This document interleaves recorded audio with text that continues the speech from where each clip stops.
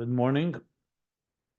We are in Hemshech Ayin Beis review of the conclusion of Ayin Beis on page 1386. The Beriya is now, after a 22-page that he called Hagdoma, preface, introduction, to explaining the three levels of Makabel of Malchus, with example of the moonlight, the luminous stone, and the eyesight, has now returned to those three stages, which are compared to Mikra, Mishnah, and Talmud. I should go the other way around. Talmud, Mishnah, Mikra. It began by comparing Talmud now to Halavona, which is Malchus of Beriya, and specifically Malchus of Yetzirah that channels from Atzilus into Beriya. So Malchus of Atzilus channeling, as he explained, Bina of Atzilus, because Chochma is Teresha B'Ksav. Doesn't say that explicitly here, but he said a few pages back. So Chochma is Atzilus itself, where the Oyer HaChochma is radiating, like he says, Shemer B'chinas HaChochma in Atzilus, Meir Gili Er HaChochma, which is where Chochma nests in Atzilus, like he says in Eitz Chaim. But Beriya, the world of Beriya, it does not radiate. And that, of course, is the level in the Olamus that corresponds to Talmud. Because Mishnah and Mikra, there's you have the illumination of Chochmei law. Mikra, of course, and Mishnah as well, which is Ishma Pi Ish, the clarity they receive generation by generation. So even though they nest in lower worlds, because they come from higher places, but you have the Eira Chachma revealed there. Whereas in Beriya, is Bina. Bina nests in Kursaya, in the world of the throne, which is the world of Beriya. So through his slapshus and Malchus Atzilus. Within Bina is Melubash, is enclosed, is enmeshed, not enmeshed is not the right word, enclosed would be the right word, is immersed, is Chochmah, but Bina has now become like a mosach, like a curtain for Chochmah. So the light is coming in, but it's coming now in through, diffused by the mosach, by the curtain. So of course, an example. Era Chochmah mis'alam. And that's the comparison to Levana. Levana is not the sun. The sun radiates its own light. It was created to be a source of light. Levana mekabelas me'er hashemesh. Shemesh havaya is like the level sh'tadar b'chinas ha'chochmah, and the Ur misalam ba'Levana, and the Ur of Shemesh is concealed within the moon. Meaning, it's not just a pure reflection. The moon does something to that light. It gets changed. And the Levana that radiates is now Eira Avon, is called Eira Levana, not Eira Shemesh. And that actually even has halachic implications. Things that, for example, you need to have the clarity of sunlight. The moonlight does not do that. On the other hand, there are things that you need moonlight for certain halachas, just to give them a halachic point of view, but also physically. Eira Levana is Eira Shemesh. It receives from the Shemesh, Avulchu Eir Atzma, but it's its own light. The moon has in some way internalized it, if you wish. Similar, like I said, to a student that receives from the teacher the idea, but he is conveying it through his lens or through his process. And that's like Talmud. That's the Talmud, because the Talmud is receiving from the Mishnah and from the Mikra. That's for sure. The Talmud is not conceiving its own ideas. However, but it's enachok mer begili. It's in a state of cheshach. And what is radiating? It's like the moon is radiating, is that the wisdom of the Amoraim, of the Talmudic sages that are processing and developing the pilpul, and it's their Shemeres HaCheshach. Right. And that's why the moon is called a Mo'er. It's not just called Oyer, it's called a Mo'er. It's one of the two Mo'eres. It's a luminary, it's a source. But it's a source that is a Makabel, but bottom line is it does radiate with its own power because it has that power. God created two luminaries. The luminary called the sun, Moed HaGadla, Moed HaKot. So it's Gili so it's a Gili B'Koyach Atzma. And the same thing, he goes back then to Malchus of Beriya, Shemislabes B'Bchinas Malchus of Bina D'Atzilis. Here's where he says explicitly that Malchus of Beriya, which is the world of Talmud, of Cheshech, that the like Levana, it manifests Malchus and Bina D'Atzilis, like he says in Eitz Chaim. That means that the Chacham is not Meir Begili, because that Gili is coming Malmaila. Now he has the point Malmaila. It's like a mashpia. So it's not coming through the makabel. It's coming. We're talking about the era mashpia, era chachma. Now, however, where it comes to the era makabel, it's the aveda vayigia shel makabel. Whereas the era chachma is without yigia. It's a flow from above. Ubchinas er mashpia. Ubabriya shemisalam era chachma, and Beriya, this era chachma gets concealed. Umeir bchinas habina umalchus d'Atzilus. And Bin of Malchus and the Malchus of Atzilus is what dominates, is what radiates. Shezehu b'chinas er mekabel. V'hainu sha'er b'koyach atzma shel mekabel. That means that the er is b'koyach atzma shel mekabel. So he explained now what means koyach atzma in the sense, because you need the effort of the recipient to receive that light. Mashpia, it's created inherently with the power to give off light. Even though God gave it that power, but once God gave it, he gave it the power of a mashpia, where the makabel needs an extra step to receive from somewhere. The moon receives from the sun, and Bina and Malchus of Atzilus receive from Chachma of Atzilus, and in turn radiate and manifest, nest in Beriya, and that's the level of Beriya Cheshach that illuminating that darkness. Then he goes on, the last piece we learned, the inyan b'koyach atzmei. What means the koyach atzmei? What taka means its own effort. So we learned earlier about the Talmud, that's the yigia, that's the effort. In Torah Sheba'al Peh in general, and specifically in Talmud Bavli, because of the Helam Ha'er, because it's concealed, so there's required a particular effort to reach into the root and source of the Chachma. So Chachma Gluya is not sufficient to radiate in a state of darkness. In other words, in Beriya. Now you're reaching into B'Koyach Sharshe, U'Mekeda L'maylam B'chinas Hagili, U'Megala Mashanelam B'Anakuda, and this Bina Malchus, the Era Makabel, that B'Koyach Atzmei is revealing not its own wisdom.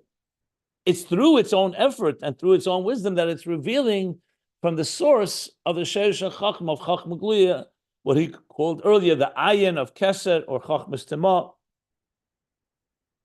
That's where we stopped. So what is added here is the connection between the moonlight that we learned earlier and Talmud, which is the world of Beriya, as we just explained.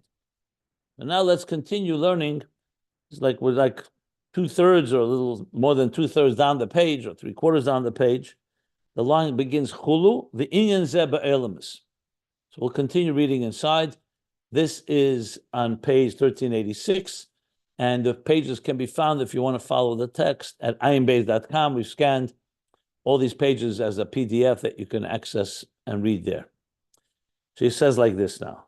The inyan zeh ba'elamis. This inyan elamis, even though it seems like he already spoke about elamis, Atzilus and Beriya, but he's going to elaborate. As he says, Yesh Lemer, how this manifests in the world, Yesh Lemer, we can say, Al pi mashakosab l'kutetera dibra maschel se'eno re'eno drush habeis. According to what it says, L'kutei Torah is, of course, these are drushim, these are discourses from the Alter Rebbe. So we have Torah that covers primarily Sefer Bereshis and Shmos, almost till the end of Shmos. Vayikra begins the end of Shmos and goes all the way through Dvarim, with the holidays, and then a section on Shir Hashirim. So in the L'kutei Torah, in Shir Hashirim, there's a mimer called Se'ena Arena. When he says Drush HaBeis, means because there are two discourses there. So he's referring to the second discourse with the beginning with the title called Se'ena Arena. So according to what he learned, what it says, look at the Torah, we'll understand what we've just learned, how it manifests in the geographical, if you wish, cosmic geography of Seder Shtalshus and the Elamis. So what does he say there? The b'chdei lires b'chinas ha'Torah she'itrala imay. Remember earlier we said yem chasanose, that when the zocher and the keva, the male and female, come together, the yem chasanose, in order to be mashpia. So then it says that the yem chasanose is imay, which is usually bina, weaves a crown or crowns her sons, the chosen, with an atara.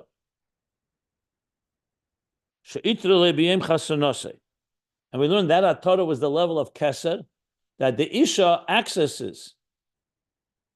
The bini said because Eshes Chayil Atara's baila, the atara, the crown that's brought down. So he's quoting that now in the context of Sener Reno, which is part of that. I think is that same pasuk actually. So he says like this: in order, so what's the meaning? Se'ena Re'ena means come out and see. Why do you have to come out? Why do you have to like exit? You see it in order to see. So he says in order. So he says there in the Maimer, so you have to, in order to access the Atara, you have to go out of the domain that you're in. So if you're inside the palace, if you want to see the Atara, the crown, you have to go out of it. What is the palace here?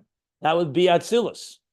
What he's explaining now is that to access the Sheirush Makar of Chachma Gluya, you have to go to a place that's a higher place.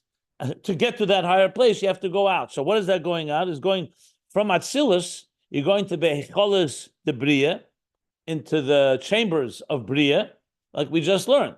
Talmud, what does Talmud do? Talmud goes into a world where there's darkness. Chachma Gluya, the revealed Chachma in Atzilus, that's sufficient. It doesn't need to go anywhere. It's clear. But if you want to access the root and source, the source and root of Chachma, meaning the Atara, the crown, there you have to go into the worlds of Beriya, or to the what he calls the chambers of Beriya, and then you'll see and reveal the crown. So this is what he was saying earlier, that Torah Sheba'al Peh, namely Talmud Bavli, reveals levels that you would not see on your own in Chachma. That's why I said the halachas that come in Torah Sheba'al in Talmud reveal deeper levels than even the halachas in Mishnah.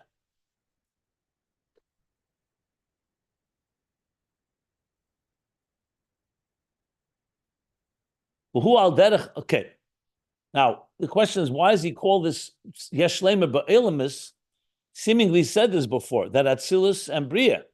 Atzilus is Chachma, Beriya nests in, Bina nests in Beriya, and that's the process here. But it could be because this Likutei Torah is adding the actual journey from Atzilus to Beriya. That was not explicitly stated. Now it's being stated explicitly. It's probably what the meaning is. He said something similar earlier when he spoke about the Eilamis. He said the Eilamis Yesh Leima is just reminiscent of something we learned earlier. Let me just look it up. I think it was on page maybe 1387, maybe even earlier. Could be even earlier.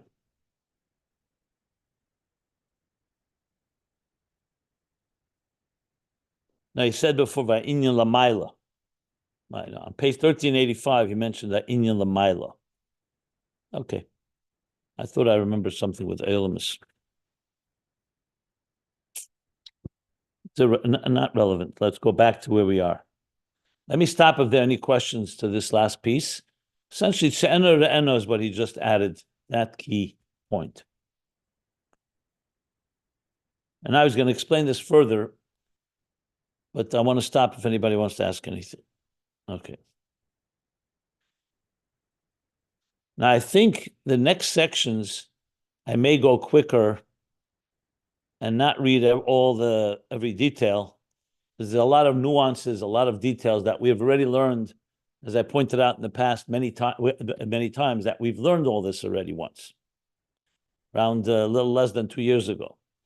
But then, once we finished the Hemshech and we learned some of the source materials, we're going back to understand the whole general context. But you know what? When you learn a second time, the fact is you understand it better, and new things emerge, So therefore, we're going through it in a more thorough way. But there are sections, if they really become very dense, I will fall back, I should say, on what we learned back in the past. So I may jump around a bit, meaning read quickly and not go through every line as we read the next section.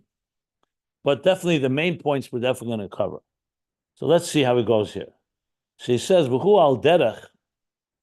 This idea that we're learning now is al derech ma shekosa b'priyetz chaim. I should add one more thing, if I may. I pointed this out a number of times. And when you learn other Maimorim and Chassidus, other discourses, you don't see this thoroughness. A Maimer is generally 7 pages, 10 pages, 15 pages. I mean, some Maimorim of the Mittler Rebbe are much longer than that. But a Maimer is pretty much contained. We're talking here a Hemshech that is over 1,400 pages long, as we know. And it would have been a lot longer. We don't know how much, but it would have been longer had the Rebbe Rashab finished it. 1487 to be exact, 1477 pages. So you could see the Rebbe Rashab does not put on any breaks. When he starts talking about a topic, he will exhaust it and bring many different aspects of it. He does it to a lesser extent in Samach Vav and even lesser in single Maimorim. But here you could see that he's like, I don't want to call it an encyclopedia, but the Rebbe Rashab is really connecting all the sugyas, all the themes of Chassidus, all into one big hemshech. It's pretty clear that that's what he's doing. So therefore, in another mimer, he may not have brought the next example. But here, in a sense, he almost doesn't feel like he has the limit of space, and he can just explain, which of course is great because it's the expansiveness of Chassidus. So just to help understand, the style is different than in a usual, more, we'll call it limited, not limited, a shortened mimer that again goes for just several pages. So he says like this now.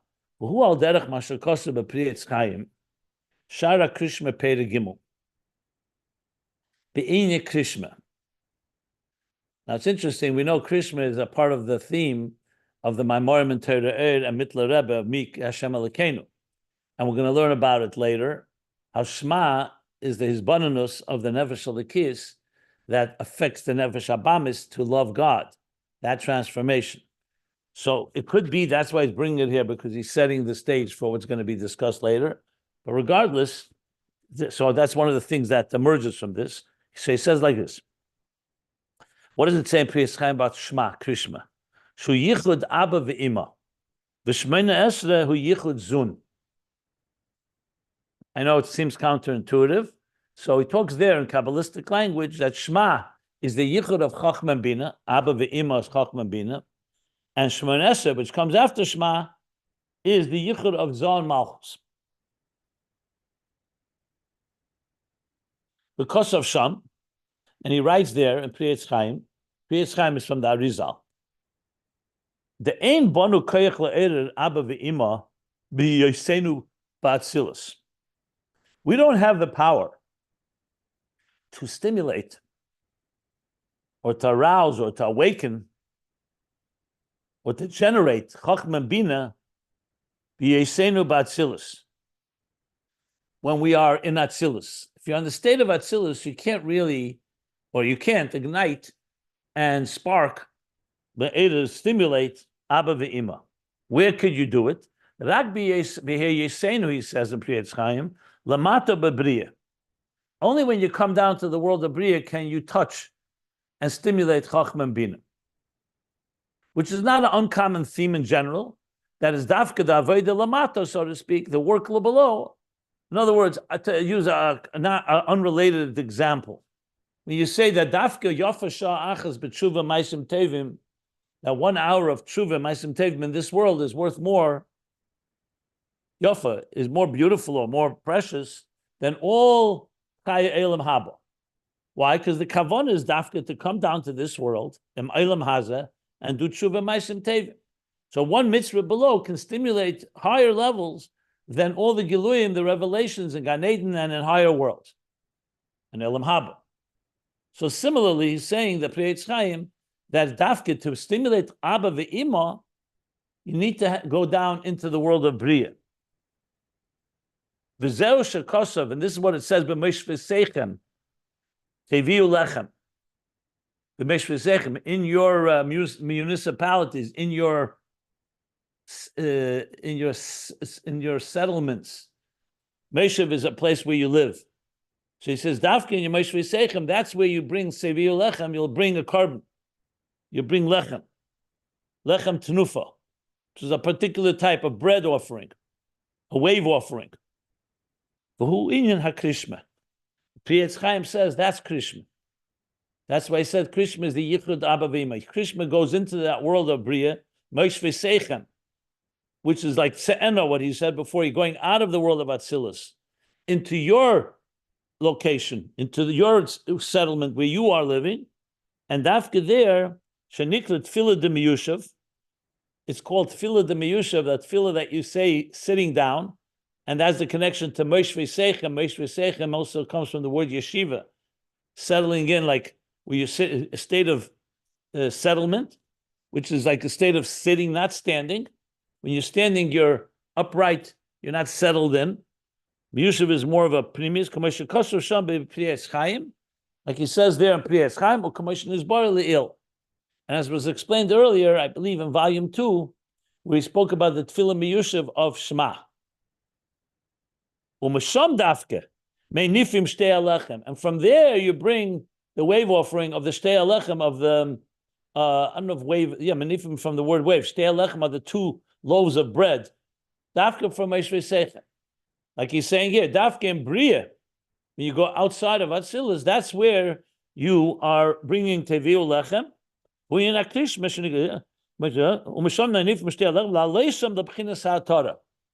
To elevate them to the level of the crown that he spoke about earlier. So we see here that to reach a higher place, you have to go down.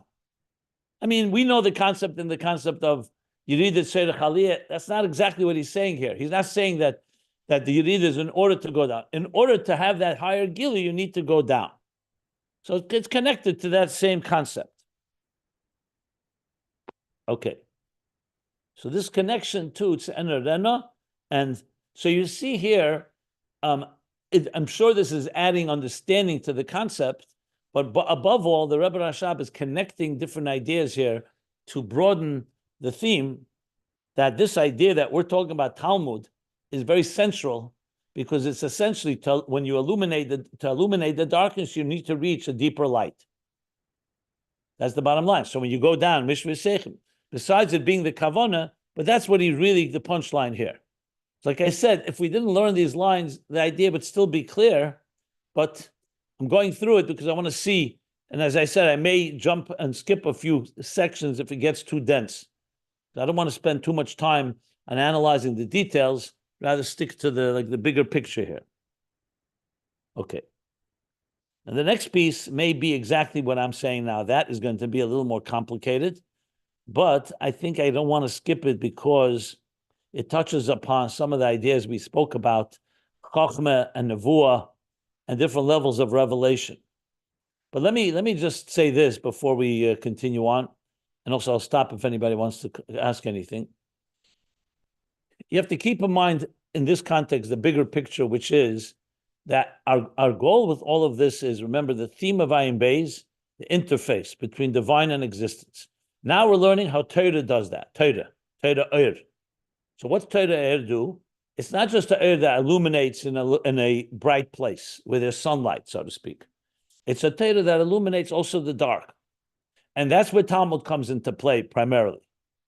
Even though we have Mikra and Mishnah in this world as well, but Talmud was specifically developed in order to overcome the concealment of Chachmei law, like he said, and the Amoraim and the Talmudic sages, that's what they struggle with, to clarify points that were not clear due to that concealment. So Talmud, like he said, Torah Shvel Peh Bechlal, with Talmud Bavli Befrat, that's its role. So what we're learning really now is how you illuminate the darkest places in this world. And I say darkest. He's not talking now about Kshal Shlippus Atmeis. He's not talking necessarily about what we learned earlier, Mamata Lamaila, from the stress, but it is coming into a world where there's no clarity, as we've learned. Chochmah is now, Bina is clarifying the points of Chochmah, and in the process, it's reaching the source of things. So the Rebbe Rashab is elaborating on this point. So it's not a tangent here at all. It's all part of that bigger theme. That's what we need to keep in mind. So now he's going to go more delve deeper into this process of going into a darker place in order to reach a higher place. Or you can say in order to illuminate this place, you need to reach a higher place. Okay, but let me stop if anybody wants to clarify anything. So he says, Va'inyan hu. The next section, which is going to be, I believe, almost till the end of the next paragraph, on the next page, is going to explain this more. But he's going to explain it with different maimorim and different ideas from different places. So he says, the inyan is like this. So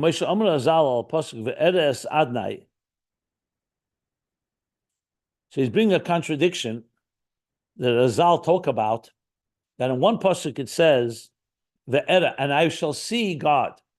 It's Adnai, the name of Hashem, and it says the other pasuk in Kisisa, which says Kilo yireni Adam v'chai.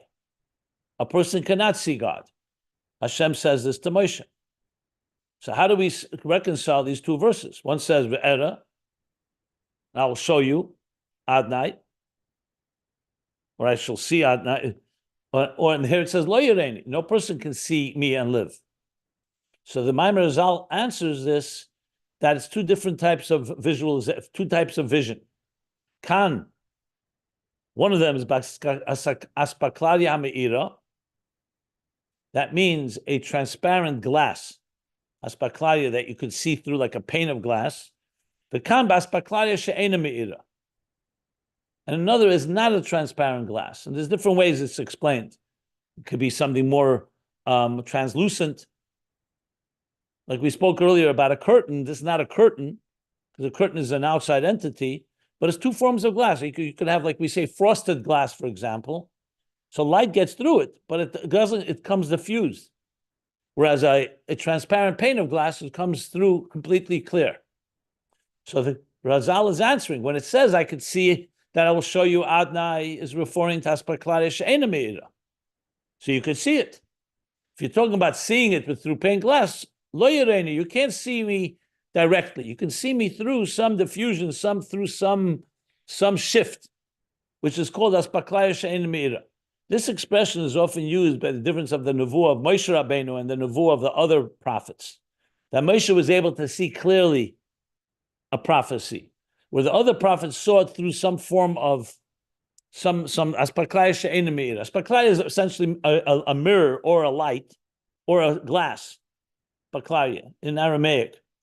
But some people translate Aspaklarya She'ena Me'ira like a magnifying glass that magnifies. But the Rebbe, in a certain note he once wrote, rejected that translation. But it's a little more complicated, the translations of these words. But for our purposes, let's look at it, like I said, like frosted glass or transparent glass or translucent glass. The Aspaklarya Me'ira, ro'in mahus hadavar. When you look through a transparent piece of glass, you're seeing the very object. So, for example, just a simple example, if the sun is shining brightly, and you can't look at it directly, you can't also look through it through a regular pane of glass, because it's not in any way minimizing it. It's too intense. By a piece of glass that that's not transparent, you see something there, but you don't see its very personality. So it's not completely darkened where you can't see through it at all. So let's say you look through a frosted glass, you see there's an object on the other side, but you're not going to see the mahus of it. You'll just see there's something there. And maybe there's a light on. I'm using a physical example, but spiritually speaking, is basically the difference between total clarity or total seeing something without any symptom, without any concealment, or seeing something with some form of filter or some form of partition that is allowing you to see something that you wouldn't be able to see on your own. That's the difference between Aspaklarya Me'ira and Aspaklarya She'ena Me'ira.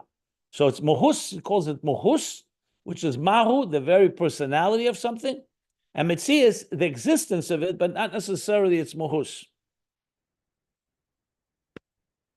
You want to ask something? You want to say something? Yeah, I wanted to say that, like, if there's stained glass or frosted glass, and you see a shape, but the light is off, you don't see it so much. Hameira just makes me We're not talking think about that a light being off. Let's say the light is on.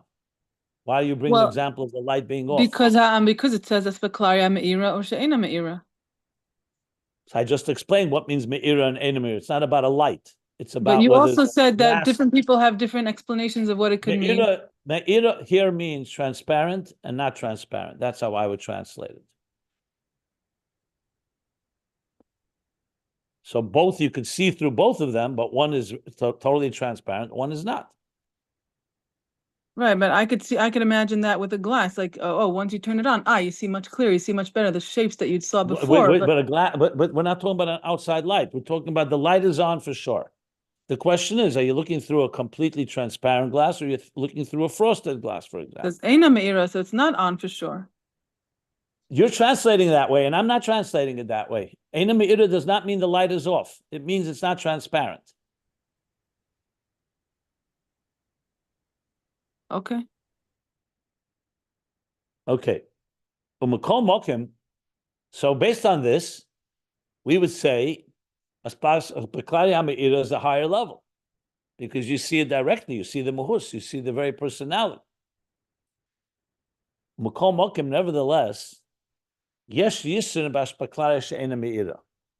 There's a quality or a virtue or something that the Aspaklarya me'ira offers that's better, that's greater than Aspaklarya me'ira, than the transparent glass.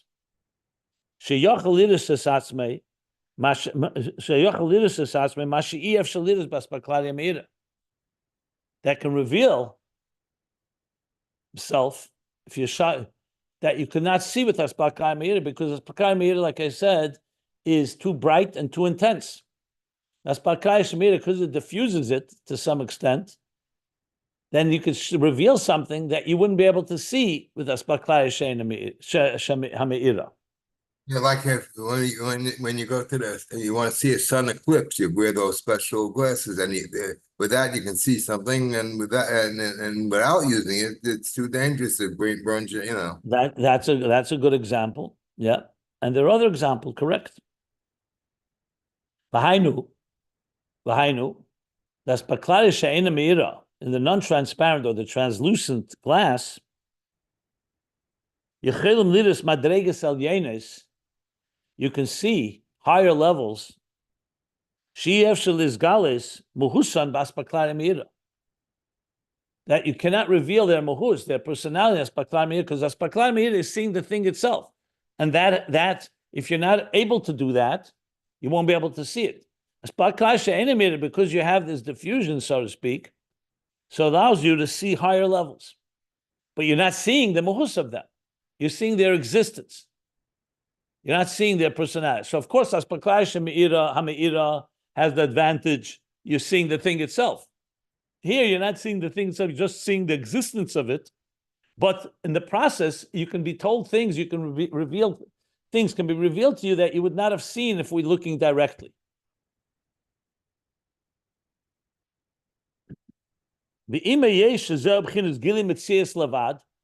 And even though in the non-transparent, in the translucent glass, it's only the mitzias, it's not the muhus. No, you just know it exists, but you don't know its personality. But nevertheless, Mekol Mokim Harizemim Adreges Al Yenis Yesef. But it's still the mitzias of something of higher levels. We're soon going to learn more about this, what this is different in a Chacham and a Novi.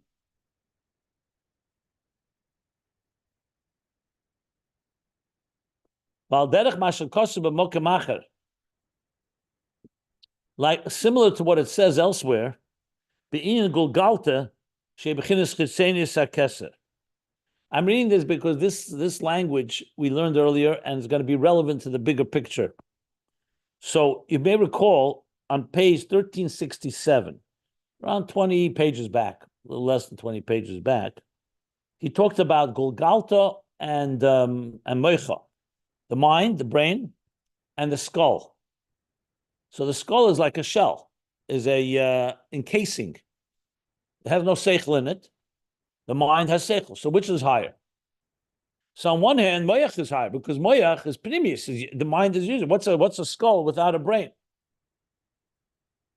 On the other hand, we learn the Gulgalta comes from a higher place. Gulgalta becomes chitzenius akesa. It's only chitzenius akesa because it doesn't have moichin in it. Moichin is pnimius. It's an inner function that works. That it's an intelligence. It's taka moichus tema, super consciousness, but it's a level of chachma. But we learned, nevertheless, Gulgalta, though it's only a chitzenius, but we learned achi chitzenius mepchinas pnimius al yena yeser. Is the outer dimension of a much higher level than moyach. So though chachmas tema on its own has more firepower than Gulgalta, that's why it's an intelligence, and Gulgalta is only a skull, but that skull is that outer dimension of something higher than moyachis tema. So it's like basically saying the lowest level of a higher level is higher than the highest level of a lower level. So difference Gulgalta and moichin is makif and pnimi. So makif doesn't have the giluyim of pnimi. Because makif is transcendent. You keep It's not cutting out. You internalized. keep cutting It's not out. integrated. But a makif is rooted in a higher place. So you're only getting the outer dimension. It's like the tip of the iceberg is only a tip, but it's of an iceberg. You know, sometimes you say the expression, whereas another level may be not just a tip, but it's not going to be of such a high level. There's a simpler concept in the Mishnah. It says that a person better be a zon of larayis than a reish l'shualim. Better be the tail of a lion than the head of a fox. So Chassidus explains, what does that mean?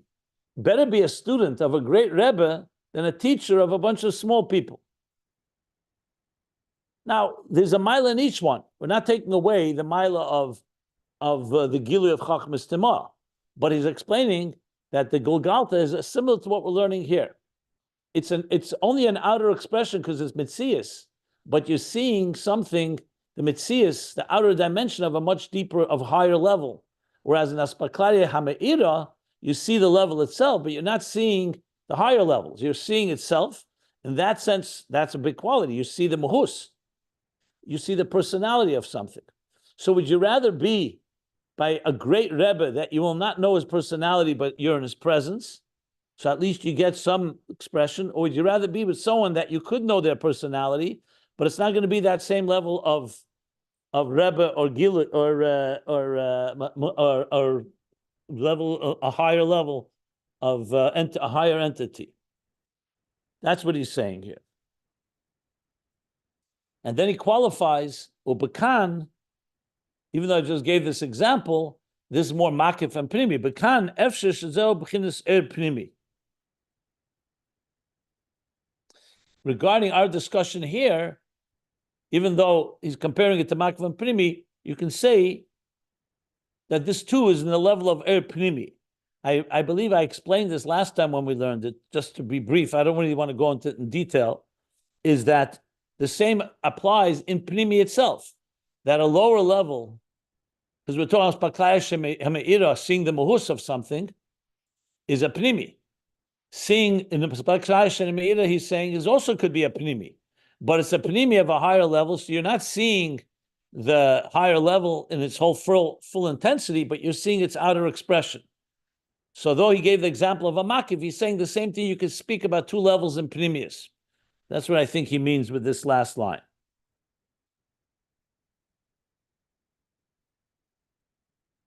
The Yeshlemer, another parenthesis, the Beteda, commission is bar le'il be'in atamad hu b'chinas gili hamahus.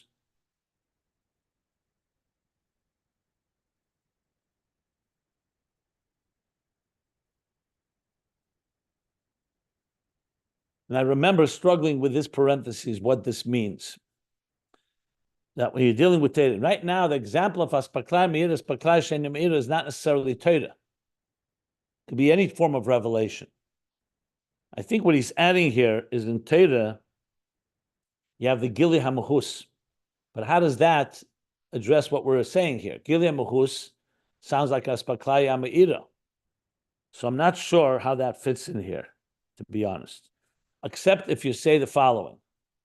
I remember now what I said. Okay. In Torah itself, you could also have two levels.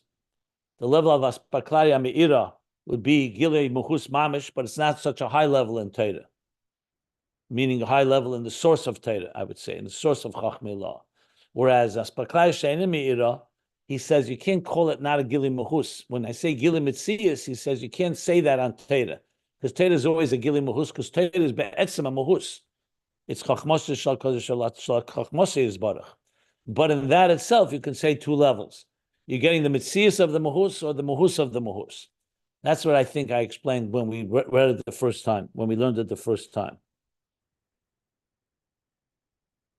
So Talmud, what is Talmud doing? Talmud is going to a higher level, but you're getting the Mitzias of the Muhus. If you recall earlier, he said when we learned Talmud, he actually said that explicitly now that I'm recalling. You reach a higher level, but you don't have the Muhus quite like you do in Mikra. In Mikra, you have the very essence of the divine in the written Torah. In Talmud, you're accessing a deeper level, but it's not quite the intensity of the Muhus. So you're reaching a higher level, but you're reaching only the outer expression of it. I'm almost sure he said this explicitly earlier. Let me see where. I think this is very relevant. 1 second.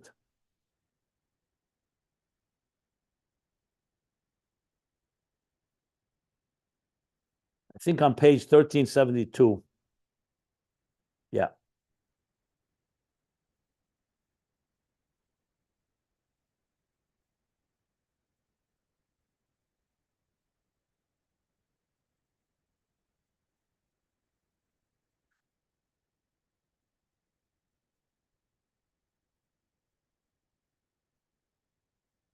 At the end of the paragraph, close to the bottom of the page, he said it almost explicitly.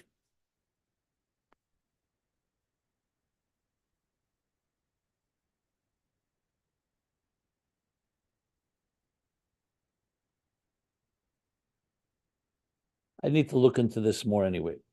Are there any questions? Let me stop here for a moment.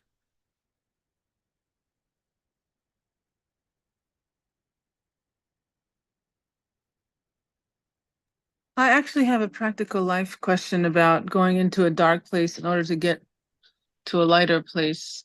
And I've been listening to some podcasts about people going into really, really dark, going through really dark trauma, and then like using that experience to lift themselves up higher. And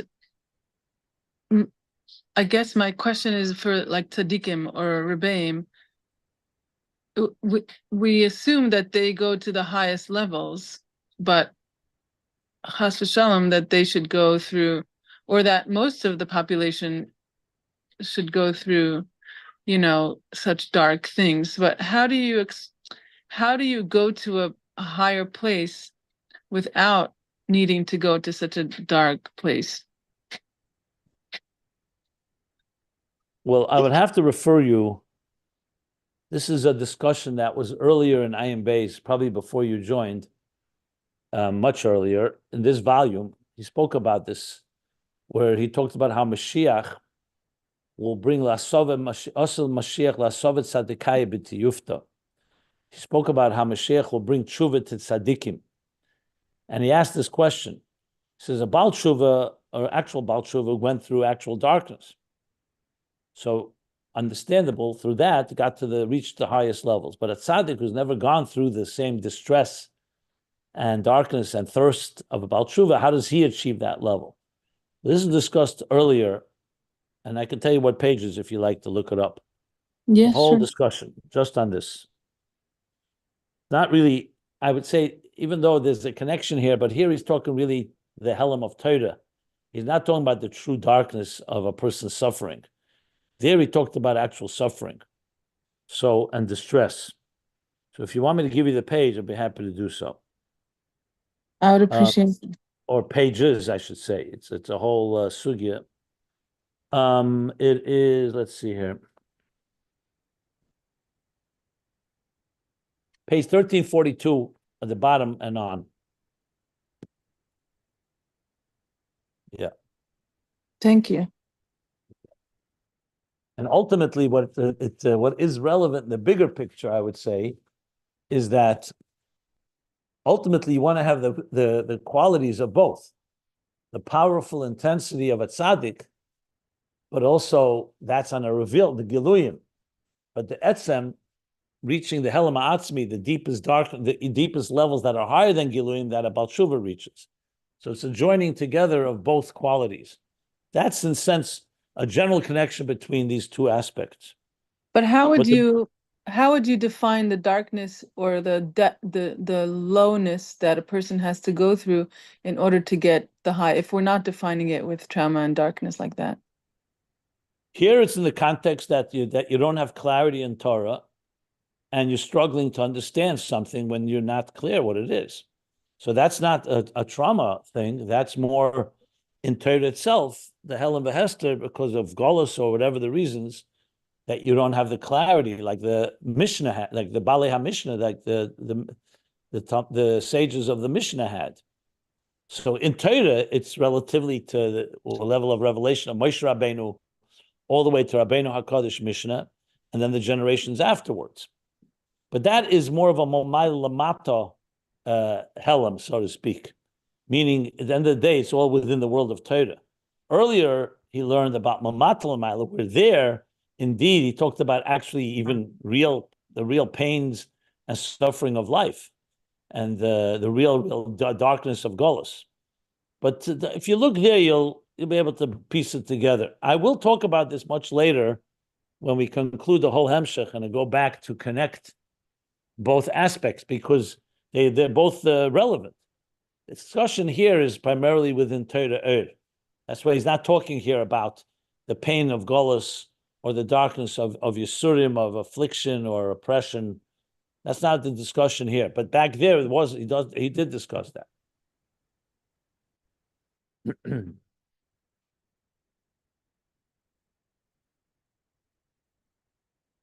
Okay, now, this is the other side of things. So even though Aspaklarya Shemeira is not radiating because it's not transparent, however, because of that, you could see higher levels. Only the Mitzi is the outer dimension of those higher levels. So this is all through Aspaklarya Shemeira, the Hainu B'chinas Chayzer. Now, this word was used already earlier. Yashar means a direct light. Aspaklarya Shemeira is called an Yashar. You're seeing the light directly, and you're seeing its mahus, but you can only see that level. Aspaklarya Shemeira is coming through Chayzer. Is coming through like a process that is refractive process. Like we spoke only about Talmud Bavli, that the sages are discovering it through their effort. It's not being given to them on a platter, Mamaila. Ukamoy had Sipri Kesef, and here he actually does seem to suggest that this is referring to a mirror, not a glass. Next page, like we see that Tzipri Kesef, the pained, the Tzipri is how do you call it? When you not pave, when you take silver and you spread it on the back of the glass. What's it called? Tzipri. There's a word coating. for it. Malting. Coating. Coating. Never Coating. heard of that. How do you spell that? COAT. Oh, coding. Okay, yeah. I thought you said coating. Yes. Well, yeah. my. No. I misheard. It's all right. It's all right. Which means when you coat piece of glass with a layer of silver, which is actually what you do to make a mirror. So he is using this example now. So what are you seeing? That then turns it into Chayzer. You're not seeing directly, you're seeing a reflection. So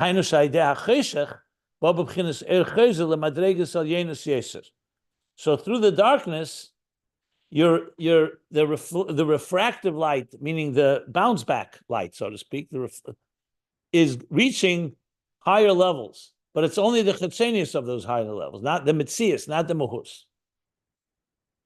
Now, this is an issue that we discussed because, as I said, the Rebbe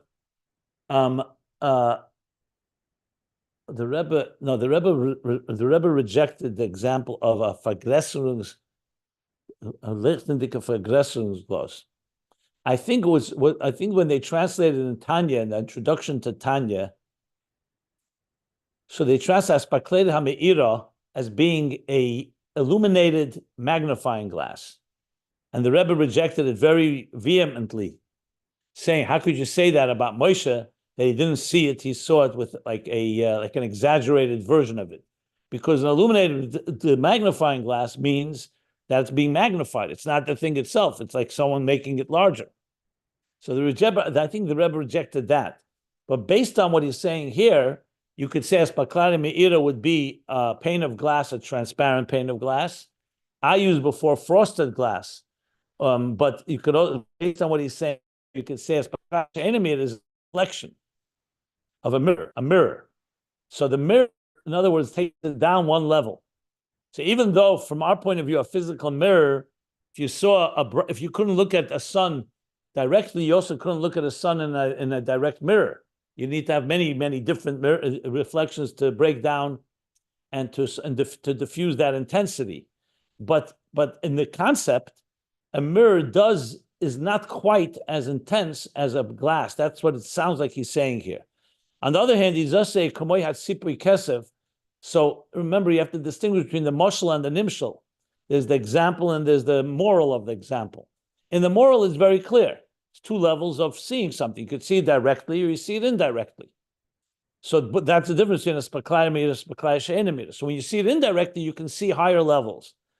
So that's what he's saying. The choshech, when you're going to the darkness and there's no light, and then you come through a choshech and you discover clarity, like through Talmud Bavli, through their struggle. So you're reaching, he says, l'madregas al yenus yeser. That's essentially what he's bringing here to explain what we've been learning about going into Beriya, Re'ena, that the Re'ena, you're seeing higher levels, but you're seeing the external level, you're seeing the outer dimension of those higher levels. As opposed to Aspaklarya Me'ira, where you see it directly, and therefore you don't see those higher levels because you can't see them. That's what he's saying here. Okay. I think we should stop here. Any questions, any comments?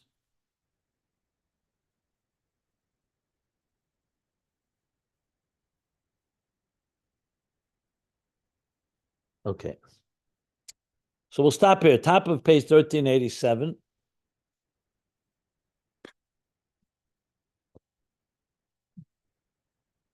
But again, not to lose sight of the central theme, it's all about the Torah coming into a place, into a lower place, a darker place. But there we are able to access the higher source of Chachma Gluya.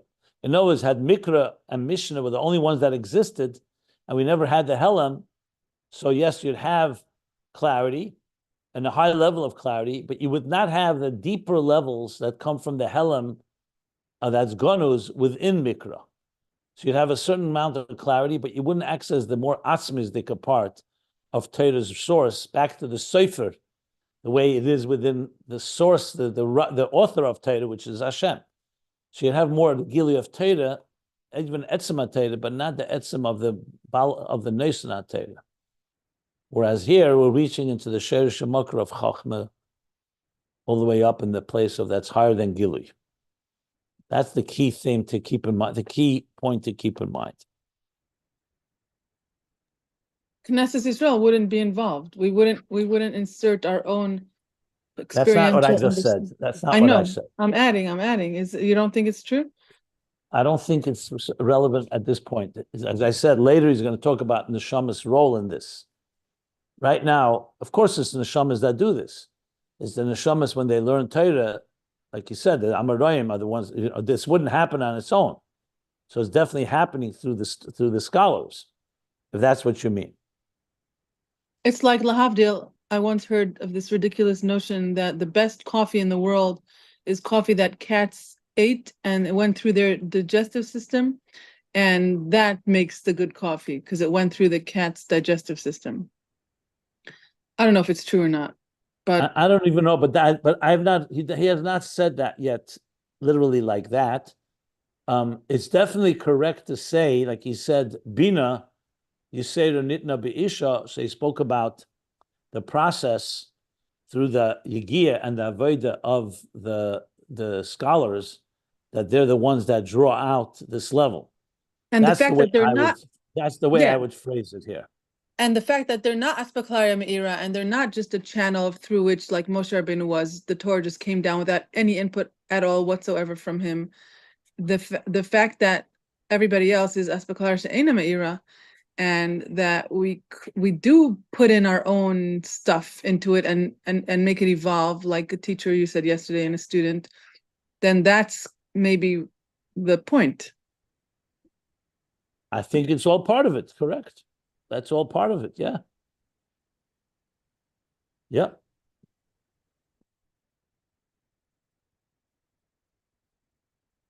Okay. So we'll stop here. Top of 1386, I said. 13, what did I say? Top of 1387, sorry. So we'll stop here.